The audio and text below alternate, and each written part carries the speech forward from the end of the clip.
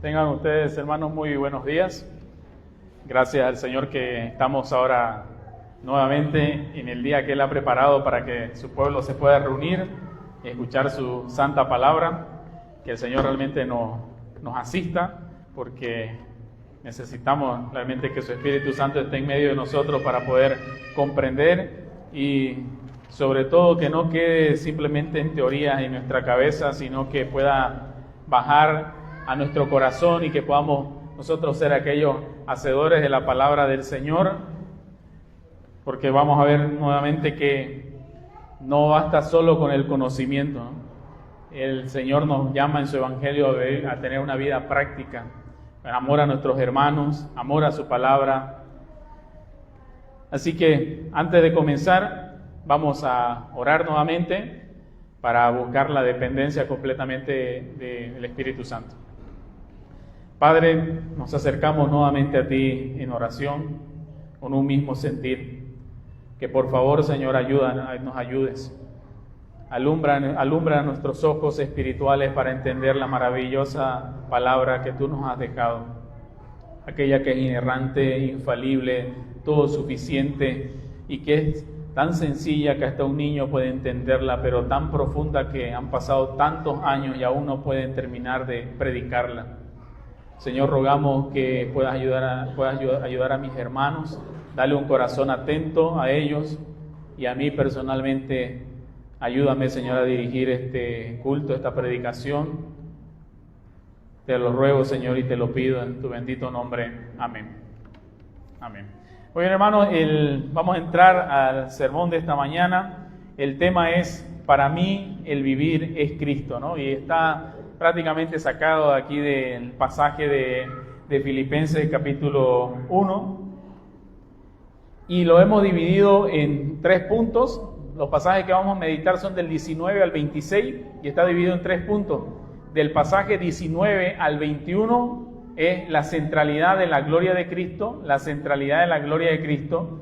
El punto 2, que es del pasaje 22 al 29, la tensión del amor sacrificial, la tensión del amor sacrificial. Y el punto 3, que es del pasaje 25 al 26, el propósito de la permanencia en el ministerio. El propósito de la permanencia en el ministerio. Hemos visto ya anteriormente, hermanos, en el sermón pasado, cómo las prisiones, las dificultades de Pablo más bien redundaron para que el evangelio avance con más fuerza, redundaron para que la iglesia tome más valor y predique con más denuedo, redundaron para que entre medio de los soldados romanos, entre medio del imperio romano tan grande, tan hostil en contra del cristianismo, el evangelio avance sin ningún tipo de problema, a pesar de que el apóstol se encontraba encarcelado. Y eso para Pablo lo llenaba de gozo y animaba a la iglesia a poder testificar sin ningún temor, ¿no? Viendo cómo aquel que lo lideraba, aquel que había sido llamado por el Señor, no le importaba las cadenas, ¿no? Y él seguía predicando el evangelio. Y es por eso que él después va a terminar aquí resumiendo: para mí el vivir es Cristo. Y si me toca partir, me toca morir, más bien eso es ganancia. Así que vamos a entrar al primer punto, la centralidad de la gloria de Cristo. Y aquí yo quiero que ustedes vuelvan nuevamente a imaginar a un hombre que se encuentra encadenado ante un soldado romano. Y este encadenamiento, algunos comentaristas hablan que era 24 horas del día con turnos de 4 o 6 horas que tenía cada soldado. Y este hombre estaba esperando obviamente un veredicto que podía significar que le corten la cabeza, y cualquier persona, ¿no?, en su sano juicio posiblemente estaría sumido en el pánico, en la ansiedad o en la autocompasión. Pero Pablo nos sorprende, hermano, abriendo el versículo 19 con un optimismo que es verdaderamente desafiante para nosotros, porque él dice en el verso 19 que él tiene la plena certeza de que esto va a terminar bien. Y para decirnos esto, Pablo usa una palabra muy famosa en el Antiguo Testamento y cita textualmente las palabras del siervo sufriente de Job, cuando él estaba en la ceniza, y en el capítulo 13 él habla de que todo esto va a resultar para su salvación. Y aquí, ¿qué nos está enseñando el apóstol Pablo? Nos está diciendo que, al igual que Job, él sabe que su historia no va a terminar en el fracaso, sin importar su su nombre, ¿no? Sin importar lo que le pase con su cuerpo, lo que él está haciendo y está siendo usado por el Señor, por el avance del Evangelio, no va a terminar en fracaso. Por eso después Pablo escribe, ¿no?, en 1 Corintios 15, 58, diciendo que tenemos que estar firmes en la fe, sabiendo que nuestro trabajo en el Señor no es en vano. No es en vano. No importa lo que te acontezca, si te has mantenido fiel, has predicado el Evangelio, has vivido para la gloria del Señor, no importa lo que te pase, no es en vano. Todo lo que hagamos para el Señor no es en vano. Y eso es lo que Pablo está diciendo, que aunque sus enemigos se burlen y sus prisiones pesen, el tribunal de Dios un día fallará a su favor, ¿no? Su crisis entonces que él está atravesando, sabe que no es un callejón sin salida, porque hay esperanza firme en Cristo Jesús, hermano. Hay una esperanza firme que nosotros debemos de tener y atesorar en nuestro corazón en Cristo Jesús, sabiendo que todo al final se va a dirimir en el tribunal de Cristo, donde verdaderamente se va a hacer justicia. Si hoy sufre por aquella autoridad civil que es corrupta, que te ha causado daño, recuerda que todo esto se va a dirimir en el tribunal de Cristo. No está en nuestras manos el de buscar la venganza y destruir a aquel opositor, sino encomendársela al Señor como hacía Jesucristo, que Él juzga justamente, ¿no? Él sabía que todo esto que le acontecía nuevamente no estaba metido en un callejón sin salida.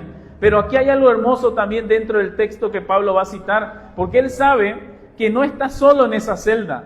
Él tiene y él dice que tiene la plena certeza que la iglesia, como lo menciona acá, está orando por él, está clamando por él. Y esto lo lleva a tener o a moverse o a como a recibir dos motores que lo impulsan o que lo sostienen. Veamos el texto nuevamente. Por un lado está el motor humano, que él dice, por vuestras oraciones, ¿no? El verso 19, por vuestras oraciones. La oración ferviente de los filipenses que están clamando por su apóstol, para que el Señor los sostenga. Y por otro lado está el motor divino, que es la suministración del Espíritu de Jesucristo.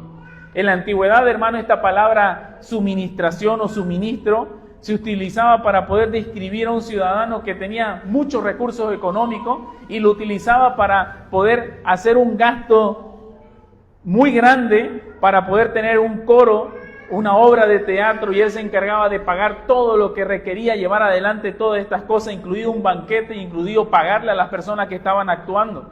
Y entonces Pablo está agarrando esa imagen de esa expresión, de esa palabra de suministro, y está diciendo, en esta cárcel el Espíritu de Dios es mi suministrador. Los hombres me han abandonado, como hemos visto que todos abandonaron al apóstol Pablo, pero el Espíritu Santo sufraga todos mis gastos emocionales, inyectando a mi alma herida un suministro inagotable de gracia, paz y resistencia para que Él no desfallezca y en medio de esta situación Él pueda decir, gozaos en el Señor. Y nuevamente le digo, gozaos en el Señor.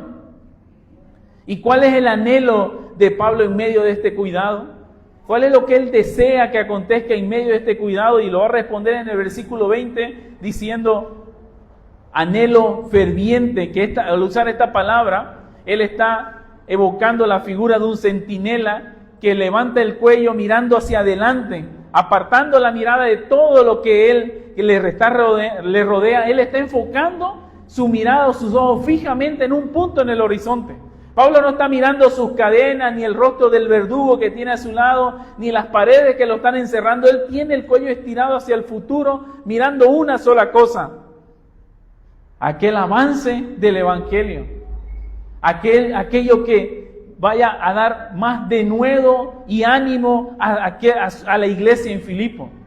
Y aquí el apóstol Pablo también en esta parte va a redefinir lo que es el concepto de vergüenza. Recuerdan que aquellos que estaban encerrados en la cárcel era para vergüenza del pueblo, ¿no? Porque para el mundo la vergüenza era morir ejecutado en una plaza pública. Por eso los romanos ejecutaban a través de la crucifixión de manera pública en esa colina, para que todo el mundo que los vea les dé vergüenza y les dé temor también de que si ellos osan hacer lo mismo van a terminar en el mismo lugar. Pero en esta parte Pablo habla que la única vergüenza real a la que verdaderamente él temía era acobardarse, ceder ante el miedo, callar por timidez o negar a su Señor en el banquillo de los acusados. Su oración no era diciendo, Señor, sálvame de la muerte, sino, Señor, dame valor inagotable para que ahora y para que los días que me queden yo pueda predicar a Cristo y Cristo sea magnificado en mi vida. Que Cristo se pueda ver en mi vida, a pesar de las cadenas, las dificultades, que Él pueda ser testificado a través de lo que yo estoy pasando. Y esta palabra magnificado, hermano, significa hacer algo que parezca grande a la vista de los demás. Piensen en un telescopio. Un telescopio no hace que las estrellas se hagan más grandes, no le cambian el tamaño, porque ya las estrellas son gigantescas, pero lo que hace es acercar la grandeza lejana que nosotros vemos para que podamos admirar, ¿no?, que realmente son grandes. Entonces Pablo lo que está haciendo con su cuerpo, con su vida, es que el mundo pueda ver realmente la grandeza de este Jesús, de este Señor que ya es infinitamente grande, ¿no? A través de su vida le está trayendo ese testimonio para aquellos que lo están viendo. Entonces él quería mostrar que a través de sus marcas de azote, de su debilidad física y de sus cadenas, los jueces de Roma y los soldados pretorianos puedan contemplar la monumental, infinita grandeza de Jesucristo en su vida. Y a él no le importaban las variables, ¿no? Si el telescopio se quedaba en la tierra o si el telescopio era destruido, como vamos a ver con el tema de su vida. Lo único importante era que Cristo brillara, hermano. Lo único que le importaba era que Cristo brillara. Y esto lo lleva a poder declarar, por eso, hermano, en el versículo 21, donde él condensa toda su autobiografía espiritual en una sola frase. Todo lo que él ha hecho lo resume acá diciendo, para mí el vivir es Cristo. Para mí el vivir es Cristo y el morir es ganancia. Nota, hermano, que cuando Pablo dice de forma tan enfática, para mí, él está colocándolo al principio y se está parando en la brecha para marcar un contraste con aquellos predicadores que habíamos hablado en los versículos anteriores, envidiosos, egocéntricos de Roma, de los que solamente buscaban la preeminencia realmente y poder causar más aflicción al apóstol, porque ellos vivían para su propia fama. Pero Pablo aquí está siendo radicalmente cristocéntrico, porque en el texto original la frase no es más corta de lo que nosotros vemos acá, porque en el original se dice, para mí el vivir Cristo, el morir ganancia. Y Pablo está mostrando aquí una identidad absoluta con Cristo, una identidad absoluta con su sufrimiento. Él no está diciendo que Cristo es una parte importante de mi semana, que Cristo solamente se me resume en 1 hora y media cada fin de semana, ahí está Cristo para mí, o que es un pasatiempo para él los días domingos. Él está diciendo que Cristo es el motor, hermano, de sus latidos, que Cristo es el aire que respiran sus pulmones, que Cristo es la sustancia misma de su existir. Por eso más adelante él va a decir en el capítulo 3, pero cuantas cosas eran para mí ganancia, las he estimado como pérdida por amor de Cristo. Y ciertamente aún estimo todas las cosas como pérdida por la excelencia del conocimiento de Cristo Jesús, mi Señor. ¿Es así Cristo para tu vida, hermano? ¿Es tan anhelado para tu vida Cristo?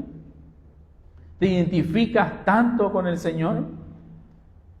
Y con esto, claro, hermano, teniendo Pablo toda esta convicción tan firme, él va a poder declarar diciendo, el morir es ganancia.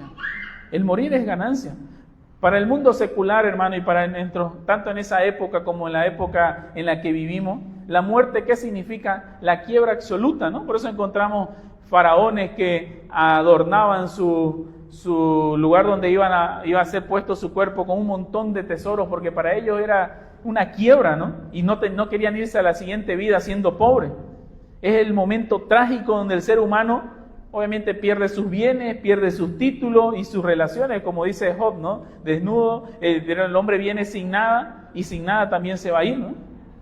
Pero Pablo usa el lenguaje aquí, hermanos, contrario a esa lógica terrenal. No está diciendo que la muerte es una pérdida, sino está diciendo es mi mayor dividendo neto. Es el negocio de mi vida, es mi gran ascenso, porque la muerte va a derribar la pared intermedia o la pared de distancia que él tenía y lo va a introducir de golpe en la posesión plena de su Salvador. Por eso él puede decir, para mí la muerte es ganancia, porque al final voy a estar con mi Señor, voy a ver cara a cara a mi Señor. Por eso es que hay tanta esperanza, hermano, cuando una persona muere en Cristo. Cuando un familiar muere en Cristo, nosotros simplemente le decimos, nos vemos pronto. ¿Y cuánto dura una vida, hermano? No es un abrir y cerrar de ojos simplemente. Por eso Pablo igual va a decir, no se entristezcan como el mundo que no tiene esperanza, porque así cuando el Señor retorne, igual van a retornar aquellos que han muerto en Cristo. Simplemente pasar o morir es apagar nuestra pequeña vela, ¿no?, con la cual nos alumbramos, porque por fin el sol de justicia alumbra por toda la eternidad. Y este versículo, hermano, nos abre el corazón, nuestra mente, y nos examina nuestras verdaderas intenciones que tenemos en el corazón. Porque el ser humano siempre completa el primer lado, ¿no?, que es el motivo para vivir para vos, con sus propios ídolos. Y la respuesta que le das a esa primera parte, ¿qué es el vivir para vos?, es la forma exacta que vas a resumir la muerte para tu persona. Si es una destrucción, una quiebra, o al final es una ganancia. Si para vos el vivir es el dinero, obviamente que el morir va a ser una bancarrota, ¿no? Porque te vas a ir con las manos vacías. Nadie va a llevar un solo centavo de este mundo. Si para tu persona el vivir es el placer, el entretenimiento, el morir va a ser el fin de todas tus alegrías. Si para vos el vivir es tu carrera profesional, tener una maestría, un doctorado, el morir va a ser caer en el olvido. Quizás muchos de los que estamos acá no sabemos ni el nombre de nuestro bisabuelo, ni el nombre quizás de nuestro abuelo, posiblemente, ¿no? Entonces, si el vivir para vos es mantener un estatus, al morir vas a terminar en el olvido. Como decía un predicador, solo una vida hay y muy pronto va a pasar esta vida. Solo lo que hagas para Cristo, eso quedará. Si para vos el vivir es tu familia o tus hijos que lo has colocado en el lugar de Dios, el morir será el desgarro más desesperanzador de tu alma. Y pregúntate en esta mañana, hermano, ¿qué es lo que verdaderamente hace latir tu corazón? ¿Qué es aquello que si te lo quitan, sientes que tu vida se va a quedar totalmente vacía? Si tu vivir es cualquier cosa creada, obviamente la muerte es tu peor enemigo. Pero si por la gracia de Dios hoy puedes decir, Señor, por encima de mis debilidades, por encima de mi pecado, el vivir eres tú, mi vivir eres tú. Entonces has sido inmunizado contra el miedo, ¿no? La muerte ya no es un terror, el infierno ya no tiene poder ni armas para poder extorsionarte, porque si sigues vivo vas a servir a tu Rey, aquel que te ha llamado de las tinieblas a su luz admirable. Y si te quita la vida o si te toca partir de este mundo, va a ser tu mayor ganancia estar con el Señor. No buscamos la muerte de manera intencional ni somos irresponsables arriesgando nuestra vida en situaciones que se pueden evitar, obviamente. Pero el cristiano no tiene temor el momento que le toca partir. Y tenemos tantos testimonios de hermanos que han partido en paz y en tranquilidad a encontrarse con su Señor. Pregúntate esta mañana, hermano, ¿qué es lo que verdaderamente hace latir tu corazón? Y ahora vienen. Cualquiera pensaría que un hombre en este nivel de desprendimiento, como está teniendo el apóstol Pablo, se quedaría con los brazos cruzados esperando, inclusive con impaciencia, que venga el soldado romano y que de una vez le corte la cabeza para que él pueda marchar en gloria, ¿no? Lo lógico sería que, bueno, yo al tener ya el cielo como ganancia, no importa que el mundo se caiga en pedazos, yo quiero ya de una vez partir con el Señor. Pero es precisamente aquí, hermano, donde el Evangelio destruye cualquier misticismo egoísta que puede tener un creyente. El amor que Pablo siente por su Rey no lo está aislando de los dolores humanos que pueda tener su iglesia. Si tienes un amor por aquel que llamas Rey, tu Salvador, no puedes no tener empatía con su iglesia que está sufriendo o que sufre, sino que se enciende en Pablo ese amor profundo y sacrificial por la iglesia de Cristo. Y el apóstol se baja voluntariamente de las nubes para poner sus pies firmes sobre la tierra y ver las necesidades que tienen sus hermanos. Y esa gloriosa, hermano, encrucijada, donde el deseo del siervo choca con el beneficio de la iglesia, lo lleva a tener esa tensión que es en el punto 2, la tensión del amor sacrificial, como dice el versículo 22 al versículo 24 que vamos a tocar. Aquí, hermanos, nos encontramos con un hombre de Dios que está lidiando con un dilema que la mayoría de los mortales nos parecería completamente ajeno, ¿no? Porque la mayoría de las personas se aferran a la vida con un pánico, por pánico a la muerte, por temor a lo desconocido o por no querer soltar las posesiones terrenales que tiene. Pero Pablo, las cosas funcionan de manera diferente. Él va a decir en este verso: mas si el vivir en la carne resulta para mí en beneficio de la obra, no sé entonces qué escoger. Y él nos está dando aquí, hermano, una lección de madurez, porque cuando Pablo menciona la carne, él no está refiriéndose a la naturaleza pecaminosa, sino se está refiriendo a la envoltura frágil de barro en la cual nosotros estamos cubiertos. Él alude a seguir sujeto al desgaste físico, al seguir sujeto al frío del encierro, al peso de las cadenas, y el apóstol nos regala una verdad monumental para un hijo de Dios, hermano. La prolongación de los días en la tierra no tiene ninguna justificación si está desconectado del servicio al Rey. Si tú eres cristiano, hermano, y que el Señor prolongue tus días, no tiene ninguna justificación que sigas respirando, sino si estás desconectado del servicio a aquel que te está concediendo la vida. ¿Para quién vives? Y esto nos confronta, hermano, fuertemente a nuestra generación, porque es fácil decir con la boca que pertenecemos al pueblo del gran Rey, mientras vivimos completamente desconectados de su obra y de su iglesia. Y ahí andan muchos cristianos ateos, ¿no? Siendo cristianos, que suena un oxímoron, ¿no? Una tremenda contradicción, alegando, diciendo que son cristianos, pero viven totalmente desconectados del servicio a su Rey, totalmente desconectados del servicio a su iglesia, a su pueblo. Si tú vives para tu Rey, ¿cómo no vas a anhelar cuidar a su esposa? ¿Cómo no vas a anhelar ser parte del pueblo del Señor? Y Pablo llama a esta vida continuada que el Señor nos permite tener como un beneficio para la obra, ¿no? Hermanos, en el reino de Dios, que es soberano, el trabajo diligente bajo la unción del Señor, del Espíritu Santo, nunca va a ser estéril. Si tú perteneces a este pueblo, hermano, llevarás frutos, tendrás dones y los pondrás al servicio de la iglesia. Un día más con aire en los pulmones no es una oportunidad que el Señor te da para un consumo egoísta, para acumular entretenimiento, para buscar la comodidad personal, sino que es un espacio soberano que el Señor abre para que pueda ser usado para arrancar almas de las garras del infierno y poder edificar el cuerpo de Cristo. Y ante todo esto, hermano, surge una pregunta, ¿no? ¿Cómo estás edificando a tu iglesia local hoy? ¿O estás viviendo solamente para tus propios intereses personales? Solo buscando tus beneficios personales. Y en esa búsqueda, hermano, de poder realmente interesarse y preocuparse por los hermanos, ten 100% seguro que vas a recibir también beneficio. Así como tú das, igual vas a recibir. Porque el Señor también va a tener cuidado de tu persona, así como tienes cuidado de otra persona.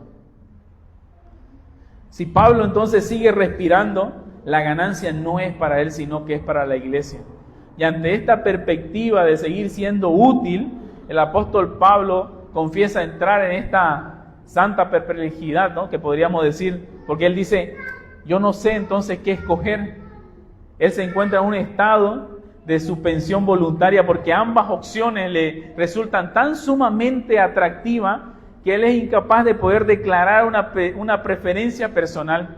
Y esta encrucijada se intensifica, hermano, de forma dramática en el verso 23, porque él con honestidad conmovedora va a decir, porque de ambas cosas yo estoy puesto en estrecho. Y la palabra que él usa aquí, no puesto en estrecho, es como una persona que está ascendiendo por unas montañas y apenas entra a su cuerpo, ¿no? Y está ahí en estrecho. De este lado está el tema de partir con el Señor y de este otro lado está el de continuar para poder seguir ayudando a su iglesia, por el amor a sus hermanos. Y escuchen el lenguaje que utiliza para describir Pablo la muerte: teniendo deseo de partir y estar con Cristo. Y esta parte también que él utiliza de expresarse de partir, era una expresión que utilizaban los soldados y aquellos nómadas que cuando ya llegaba el amanecer aflojaban las cuerdas de su carpa, de su tienda y decían: vamos a partir, ahora vamos a retornar a nuestra patria. Imagínense como cuando usted está viajando durante muchas horas en flota y la flota para hacer no sé qué cosa y al final le dice el chofer: suban porque vamos a partir. Le entra un anhelo y un gozo porque ya estoy volviendo a mi casa, no estoy volviendo a mi hogar, faltan pocas horas para llegar. Y esa es la manera como Pablo está viendo acá ese deseo de poder partir, de volver realmente, de volver a su verdadera patria. Y qué manera, ¿no?, que Pablo tiene para poder ver la muerte, ¿no? Porque para Pablo nuevamente morir no era el fin trágico de su existencia, sino morir era simplemente soltar los nudos de esa carpa de barro desgastada y poder zarpar de una vez por todas hacia su verdadero hogar. Pero noten, hermano, que el cielo no es un atractivo para el apóstol porque va a haber el descanso de los azotes o porque va a haber calles de oro, ni por las coronas que él ha dicho que va a recibir aquellos que se mantienen fiel, sino que el cielo es una obsesión para él por una sola razón. ¿Qué dice él? Teniendo ya el deseo de partir y estar ¿con quién? Con Cristo. Estar con Cristo. Ese es el verdadero anhelo de poder estar en el cielo, hermano. No alguna otra cosa que aquellas calles de oro, aquel mar de cristal, aquellas casas que el Señor ha prometido prepararnos, morada para nosotros, sino estar con Cristo. Y él va a hacer eco de lo que dice el salmista en el capítulo 73, 25, cuando dice: ¿a quién tengo yo en los cielos sino a ti? ¿A quién tengo yo en los cielos sino a ti? Y fuera de ti nada deseo en la tierra. Y para calificar esta opción, hermano, el idioma griego común le quedó chico a la teología de Pablo, ¿no? Porque Pablo va a aumentar en este verso palabras como que fueran redundantes, ¿no? Porque él va a decir lo cual es muchísimo más mejor, ¿no? No suena tan técnico, ¿no? Y él usa esta reiteración, hermano, de manera intencional para decirnos que comparar los dolores de este presente siglo con la gloria de mirar el rostro del Señor Jesucristo cara a cara es absolutamente absurdo. No hay comparación. No tiene realmente punto de comparación lo que nos acontece en este mundo con la gloria que nos espera con el Señor Jesucristo. En este mundo, hermano, el creyente tiene que esperar aflicción, tiene que esperar tribulación. Una parte de esas cosas son las enfermedades, la muerte, donde lloramos, sufrimos y hay tribulaciones. Y sin contar inclusive los ataques del mundo, de la carne, de Satanás. Pero el ver a nuestro Señor Jesucristo cara a cara en aquel día que nos toque estar delante de Él, todo lo que hemos sufrido y hemos pasado no tendrá ningún sentido comparado con la gloria que estaremos con Él. ¿Y cuánto dura, hermano, una vida? ¿Cuánto dura una vida? ¿No es acaso, no somos comparados acaso con una neblina? Que hoy estamos y mañana ya no estamos. ¿No es acaso que en un abrir y cerrar de ojos ya tienes la edad que tienes? Y si el Señor lo permite, en un abrir y cerrar de ojos tendrás 60, 70, 80 años. ¿No es acaso así la vida? ¿Y cuánto dura la eternidad? ¿Cuánto dura la eternidad? Entonces, ¿vale la pena realmente vivir para vos mismo en este mundo? ¿O vivir para aquel que ha muerto en aquella cruz del Calvario y se ha entregado y ha derramado su sangre? ¿Para quién vale la pena vivir? Romanos 8:18 va a decir el apóstol Pablo: pues tengo por cierto que las aflicciones del tiempo presente no son comparables con la gloria venidera que en nosotros ha de manifestarse. Y Pablo aquí no está contemplando el tema de ir a descansar y dormir en el polvo, ¿no? O ir a un lugar de purificación como algunas religiones creen que va a pasar. Él sabe que al cerrar los ojos lo va a abrir instantáneamente en la presencia de su rey, que Él lo va a recibir. ¿Y cómo Él te recibirá? ¿Buen siervo fiel? ¿O nunca os conocí? Así que cualquier místico religioso, hermano, ante semejante panorama celestial que Pablo está describiendo, se habría dejado llevar por ese escape, ¿no? Decir, de una vez, partamos. Bueno, ya que el cielo es infinitamente superior de todo lo que está aconteciendo acá, que la iglesia se la arregle como pueda, yo me quiero ir a mi descanso. Pero sin embargo, en el versículo 24, el Espíritu Santo introduce una conjunción adversativa, ¿no? Que es contraria, significa eso, que funciona como un freno diciendo, pero quedar en la carne es más necesario por causa de vosotros. Aún quedarme un tiempo más es más necesario. Y Pablo se detiene en seco al decir esto, ¿no? Desvía sus ojos de las luces de la gloria eterna, de lo que él está anhelando, y mira hacia abajo y contempla a sus hermanos que es en la iglesia de Filipo, una iglesia hermosa pero que todavía era joven, una iglesia que estaba saliendo recién de la idolatría, de la inmoralidad del paganismo, y que enfrentaba lobos rapaces y perros que se habían introducido en esta iglesia, como Pablo lo va a decir. Y él ve que ellas son unas ovejas vulnerables en medio de una selva hostil, en medio de una ciudad que era una mini Roma. Y el amor pastoral de Pablo opera en milagro de la abnegación para él. Y Pablo pone en una balanza su legítimo derecho de partir y estar con el Señor y la urgente necesidad que tiene la iglesia por el otro lado. Y concluye que permanecer todavía en la trinchera terrenal, sufriendo prisiones, frío, humillaciones y el dolor del abandono que había experimentado, es muchísimo más indispensable, obligatorio, por amor a sus hermanos. ¿Cuánto estás sufriendo también tú, hermano, por tus hermanos? El apóstol Pablo decide postergar voluntariamente su propia glorificación con tal de poder aún seguir preocupándose y estar a cargo de asegurar la madurez de sus hermanos en la iglesia de Filipos.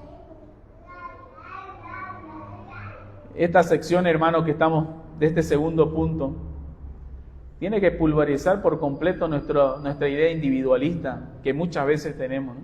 Nuestra idea moderna individualista y el utilitarismo que ha infectado la iglesia en nuestros días. ¿Qué quiere decir esto, hermano? Que vivimos dentro de una generación donde la gente busca congregaciones, asume ministerio, toma decisiones espirituales basándose en una sola pregunta egocéntrica: ¿qué beneficio voy a recibir de esto? Yo estoy haciendo esto, pero ¿qué voy a recibir de esto? ¿Qué me conviene más a mí? ¿Dónde me siento más cómodo y dónde me están tratando mejor o dónde me reconocen? Y hemos convertido, hermano, el culto de adoración que tiene que ser hacia este Dios vivo que confesamos en un supermercado de consumo espiritual para alimentar nuestro propio bienestar, para alimentar nuestros propios deseos, para buscar estar siempre cómodos. Y este hermano y este testimonio de este apóstol Pablo, movido por el Espíritu Santo, dice: no importa que yo aún continúe estando de esta manera, con tal de poder seguir ayudando a la iglesia de Cristo. Y la palabra del Señor, hermano, tiene que confrontarnos el día de hoy, porque la verdadera madurez espiritual en el reino no se mide por cuántas experiencias místicas que tienes, ¿no? Como algunas iglesias, si no has hablado en lengua, no has sido bautizado, no has tenido la experiencia del Espíritu Santo. No, si no has caído al piso, no tienes el Espíritu Santo. No, en esa iglesia yo no siento el poder, el mover del Espíritu Santo. Cuando en realidad, ¿cómo se ve el poder del Espíritu Santo? Cuando hay vidas transformadas. Cuando hay personas que han cambiado, han sido transformados y podemos ver nosotros realmente ese cambio en las personas. Porque lo demás simplemente es un club social. Ni por cuánto deseo tiene de poder escapar de sus problemas para ir al cielo, ¿no? La madurez, hermano, se mide también por tu capacidad de poder imitar a Cristo y mostrar ese desprendimiento que está demostrando el apóstol Pablo. Por estar dispuesto a poder mirar a tu hermano en la fe y decirle: es cierto, yo tengo derechos legítimos, porque no es pecado buscar mi comodidad, No es pecado descansar y tampoco de disfrutar de bendiciones privadas, pero yo decido voluntariamente plantarme en la carne y en el fuego de la prueba y en el sacrificio, en la trinchera del servicio, para que tú puedas crecer. Que eso es más importante que mi comodidad. Yo me voy a sacrificar para que mi hermano pueda crecer. ¿O acaso cuando tú discipulas a alguien, no estás entregando tu tiempo? Tiempo que otros pueden ocupar para mirar una película, para dormir más horas, pero te estás sacrificando para que tu hermano pueda crecer, para que él pueda avanzar, porque hay ese anhelo en tu corazón. ¿Acaso también no es un sacrificio, hermano, poder llegar temprano a este lugar y poder preparar todo para que tus hermanos lleguen y puedan tener un lugar donde sentarse, un lugar limpio? ¿Acaso no es un sacrificio también que uno hace por amor, tomar un micro e ir a visitar a tu hermano que vive a 40 minutos de tu casa y ir y preguntarle cómo estás? Yo renuncio a mis comodidades porque yo quiero que mi hermano crezca. Pregúntate por eso, hermano, esta mañana. Tus decisiones, ¿por qué están siendo gobernadas? ¿Por tu conveniencia o por la necesidad que tú ves de tu hermano? Como hablamos en un estudio bíblico, ¿no?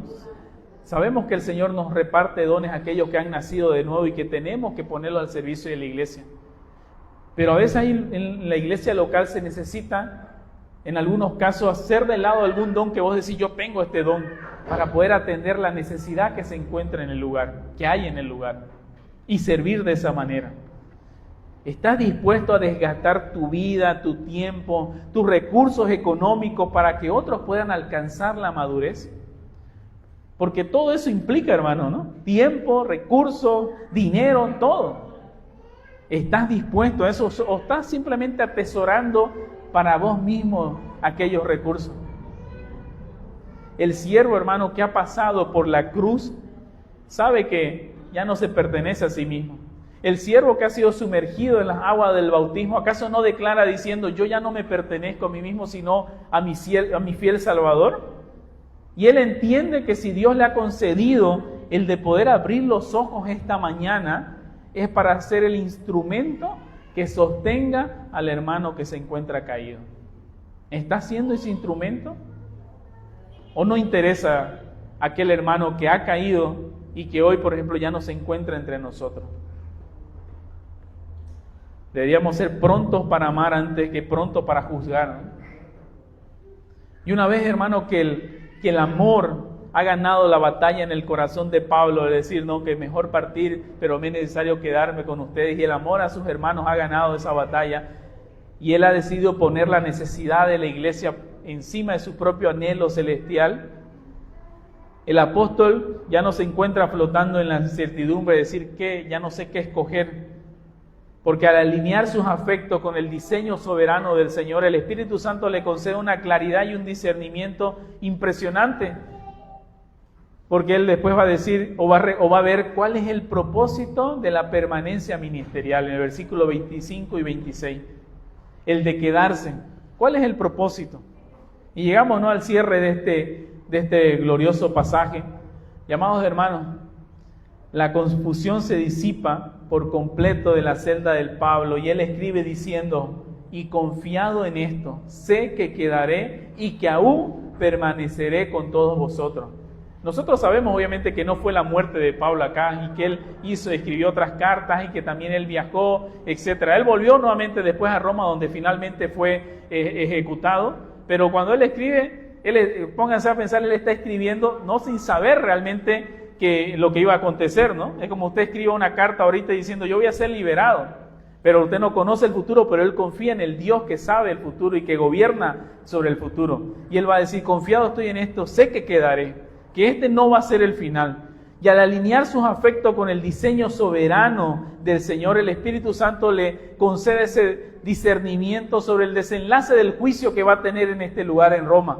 Y Pablo comprende una ley fundamental, hermano, del reino, que si su presencia es necesaria para la madurez de la iglesia, Dios va a detener la mano del verdugo romano. Por eso él dice con convicción, sé que me quedaré. asegurando que él va a salir absuelto de la prisión. Como cuando él vuelve a Roma y hay un naufragio y él dice, ¿no? Tranquilo, porque el Dios al cual yo sirvo y pertenezco nos ha concedido llegar allá. Él sabe que él tiene que llegar allá. Y observen el juego de palabras que usa Pablo acá en este pasaje, que él introduce inmediatamente después. Él añade el verbo permaneceré al lado de. Pablo le está mostrando aquí o le está revelando una verdad, hermano, pastoral, conmovedora, porque él está diciendo, Dios no me va a librar de la muerte para que yo regrese al lugar donde ustedes están a buscar mi comodidad o a poder jubilarme de las misiones y a poder descansar placenteramente. Él está diciendo, si el Señor extiende mis días, es con el propósito específico de colocarme físicamente al lado de ustedes para poder arrastrar juntos el avance del Evangelio. ¿Acaso no declaramos nosotros, hermanos, cuál es el fin principal y más noble del hombre, que es glorificar a Dios? Y Pablo está diciendo con esto, si el Señor le va a permitir, él va a glorificar al Señor, él va a estar al lado de este pueblo, va a seguir ayudándolo, va a seguir instruyéndolo. Y miremos nuevamente el verso 25. Uno de los propósitos, o los dos propósitos por el cual él se va a quedar al lado de este pueblo es para vuestro provecho y gozo de la fe.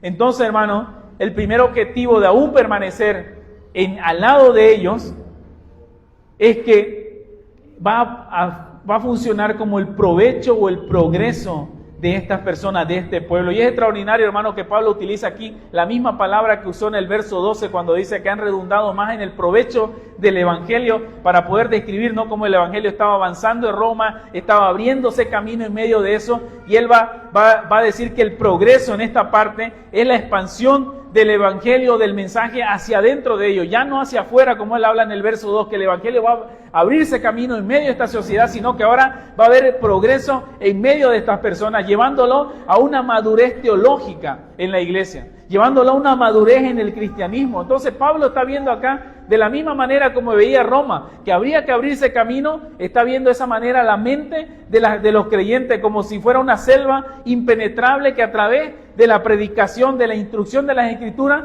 se va a abrir camino en medio de esta mente, limpiándolos del error, limpiándolos de la maleza, de la carnalidad, derribando cualquier argumento que se levante en contra del conocimiento de Dios, y así poder lograr que estos cristianos progresen en la santidad.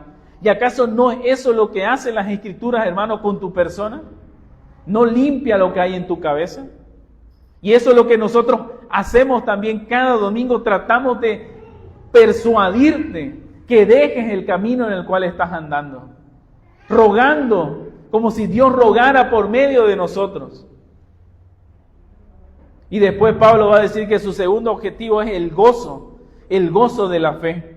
El gozo cristiano, hermano, no es una emoción barata o una emoción flotante que se provoca por algún momento optimista que has tenido. El gozo es el resultado de una fe bien fundamentada en la verdad, y que está tan cimentada, hermano, que a pesar de la situación en la cual te encuentras, puedes aún levantar tus manos y alabar al Señor. Como enseña Jeremías en su capítulo 15, 16, fueron halladas tus palabras y yo las comí, y tus palabras me fueron por gozo y por alegría de mi corazón. Un creyente, hermano, que no progresa doctrinalmente, irremediablemente, es un creyente que va a retroceder.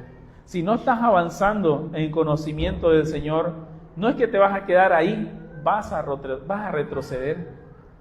El progreso doctrinal, hermano, produce una felicidad santa, el de ir y conocer a tu Señor, de conocer quién es Él o conocer acerca de Él. ¿Conoces acerca de Él? ¿Conoces sus atributos que tiene tu Señor? ¿Conoces el atributo de la soberanía, de la fidelidad, de la inmutabilidad, de la aceidad? ¿Te has propuesto conocerlo a Él a través de lo que Él ha revelado en su palabra? Y al madurar en este conocimiento de Dios, hermano, la iglesia va a experimentar la profunda alegría de poder descansar en la soberanía y la promesa de su Rey. Hace unos meses entraron a este lugar, ¿no? Y nos robaron todo lo que teníamos. Obviamente que fue una situación triste, ¿no? Pero al final descansamos en quién, hermano. Descansamos en la soberanía del Señor, sabiendo que lo que nos aconteció en aquel momento no escapa de las manos del Señor, y no escapó de las manos del Señor. Y persistimos y seguimos, y vamos a seguir hasta cuando Él así lo permita que sigamos. Pero dentro de este crecimiento doctrinal, hermano, que usted tiene que buscar y anhelar conocer a aquel que lo ha llamado, hay también una advertencia obligatoria que tenemos que hacer, porque si este crecimiento en el conocimiento está divorciado del amor y del interés real que tenés que tener por tu hermano, es simplemente teoría en tu cabeza. Como lo hemos venido diciendo tantas veces, hermano. Y hay algunos que confunden la madurez espiritual con acumular datos teológicos en su cabeza, con fecha, etcétera, o ponerse a debatir en las redes sociales. Ahí está el conocimiento y el crecimiento doctrinal de esta persona, ¿no? Pero la Escritura es tajante, y seguramente usted ha escuchado este versículo que Pablo dice: el conocimiento envanece, pero el amor edifica. Y no es un llamado a no crecer en conocimiento, sino que no pueden ir separados. No puede ir separado el conocimiento de su Señor y el amor a sus hermanos. Si creces en conocimiento, pero no creces en compasión, tu conocimiento es una abominación. Si tienes más teología, pero tienes menos paciencia con el débil, tu teología es carnal, hermano. No debería ser así, más bien aquel que crece en conocimiento pueda tener más compasión de aquel hermano que aún por situaciones no ha podido adquirir más conocimiento, y más bien tener compasión por él y buscar ayudarle. Y usted entiende seguramente, porque quizás habrá topado con alguien en la vida que ha querido enseñarle algo tratando de hacerlo sentir tonto, y hay una gran diferencia cuando alguien trata de enseñarte algo porque realmente le interesa, ¿no? El mismo apóstol, hermano, que escribió este pasaje que acabamos de decir en Corintios 8:1, va a decir también: si yo entendiese todos los misterios y toda la ciencia, pero si no tengo amor, no soy nada, ¿no? No soy nada. ¿Acaso no hay algo más arrogante una persona que tiene mucho conocimiento, pero no tiene compasión? Y ahora traiga eso, ¿no?, aquí a la iglesia, alguien que se llena de conocimiento, pero no hay ningún interés por los hermanos. El verdadero progreso que Pablo busca en Filipo no es el de una escuela de debate intelectual, sino de una iglesia donde la verdad bíblica encienda un amor verdadero por el prójimo. El conocimiento ensancha la mente, pero el amor ensancha el corazón. Si tu doctrina, hermano, no te lleva también a amar a los perdidos y a cuidar mejor a tus hermanos, entonces no estás madurando. Solamente te estás volviendo religiosamente soberbio. El progreso real es aquel donde la verdad de Dios se traduce en el amor de Dios manifestado en la práctica. Y ayer estábamos hablando con los hermanos acá sobre el crecimiento y el discipulado, ¿no?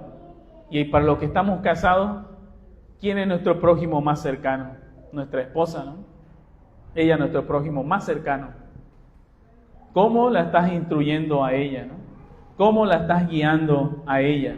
¿Cómo estás asumiendo tu responsabilidad que el Señor ha dejado en tus manos?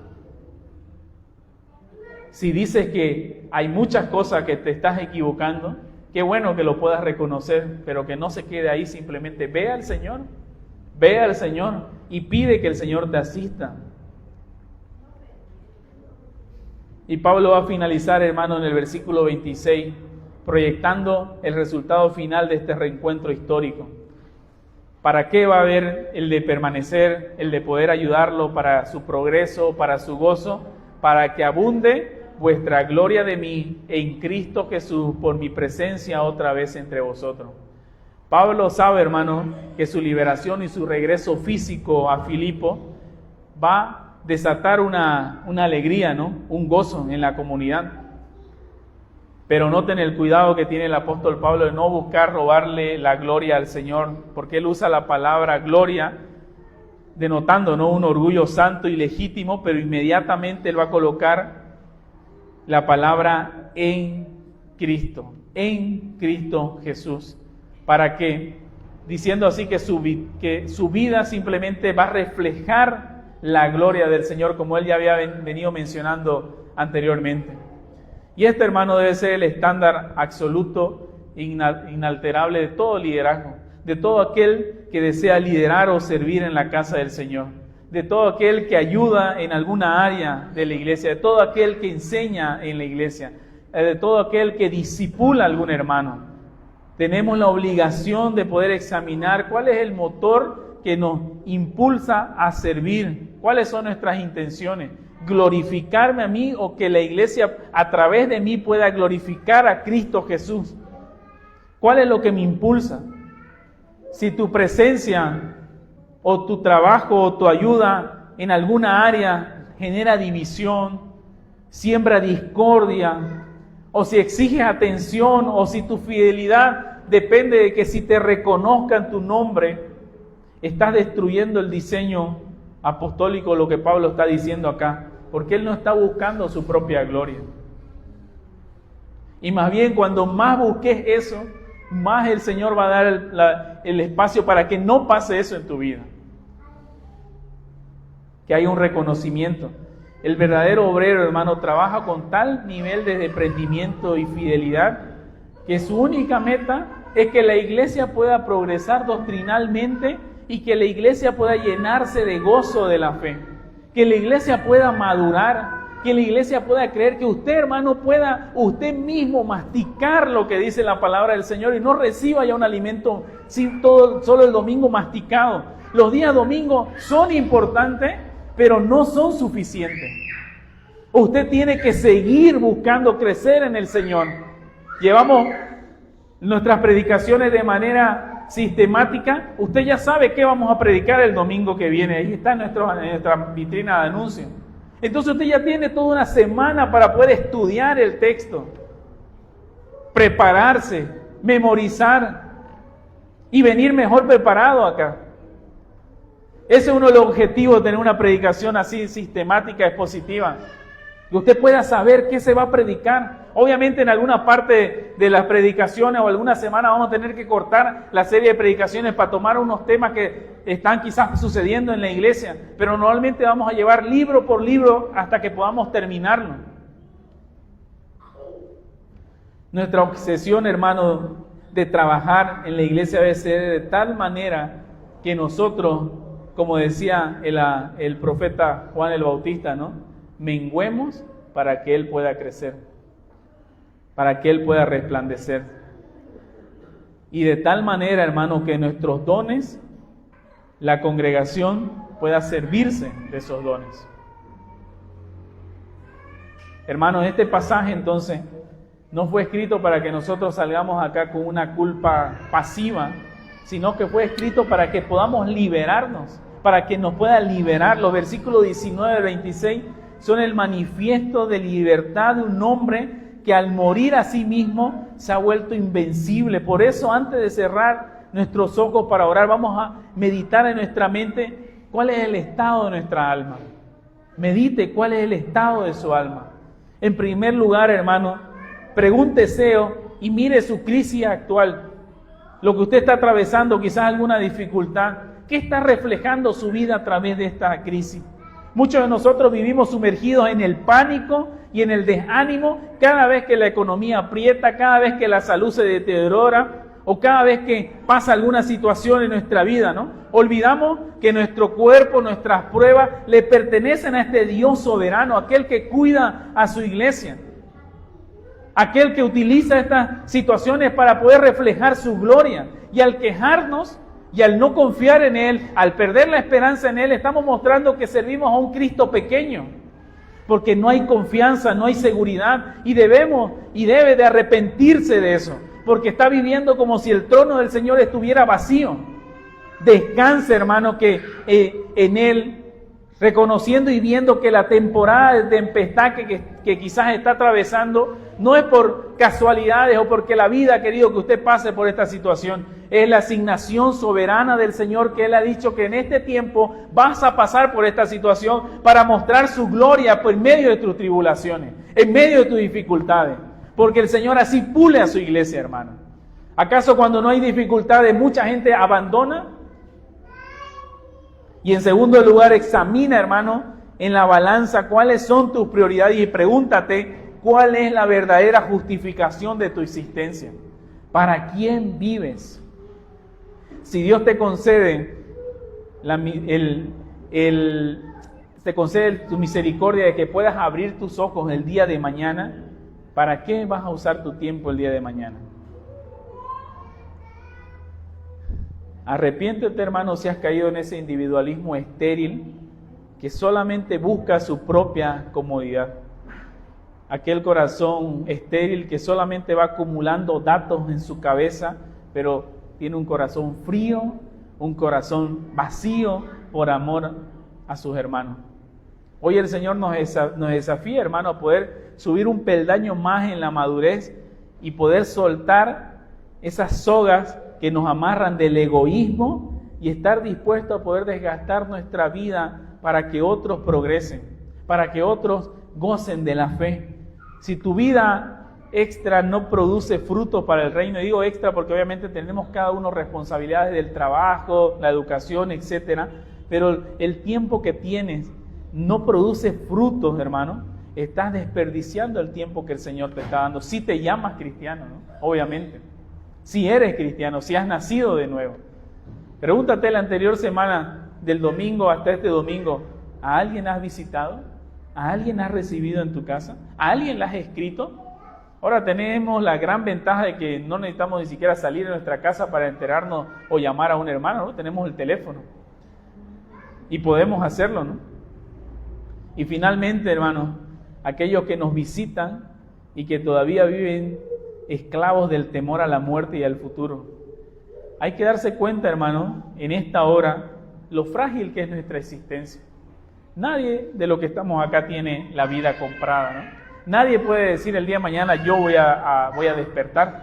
Y si lo puede decir, bueno, si lo dice en realidad no está seguro de eso, ¿no? Y que han pasado toda su vida tratando de asegurar su vida en un banco, ¿no?